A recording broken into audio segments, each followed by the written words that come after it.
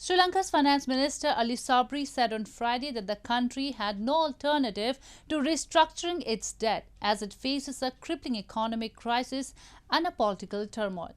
The opposition, meanwhile, asked the government to resolve the crisis as soon as possible or face a no confidence motion. Sri Lanka's Finance Minister Ali Sabry on Friday told the parliament that country had no alternative to restructuring its debt as it faces a crippling economic crisis. Sabry said a hard default is a dangerous situation. Our trade deficit is of about 8 billion US dollars.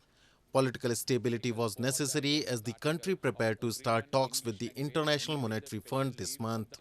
Sabry has tendered his resignation as finance minister, but the president is yet to accept it. Meanwhile, Sajith Premdasa, leader of Sri Lanka's main opposition party, on Friday asked the government to resolve the economic crisis or face a no-confidence motion. The heavily indebted country has little money left to pay for imports, which has led to crippling shortages of fuel, power, food and increasingly medicine.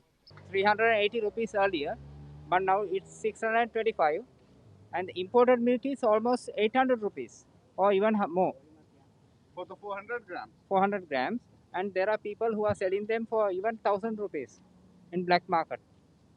And we have shortage of this milk and gas and oil and all shortage of food. Street protests have gone on nearly non-stop for more than a month, with doctors and government employees also joining them. President Gotabaya Rajapaksa's various moves, including securing financial support from India and China, have failed to end the shortages and spontaneous street protests. President Gotabaya Rajapaksa is running his administration with only a handful of ministers after his entire cabinet resigned this week, while the opposition and even some coalition partners rejected calls for a unity government to deal with the worst crisis in decades.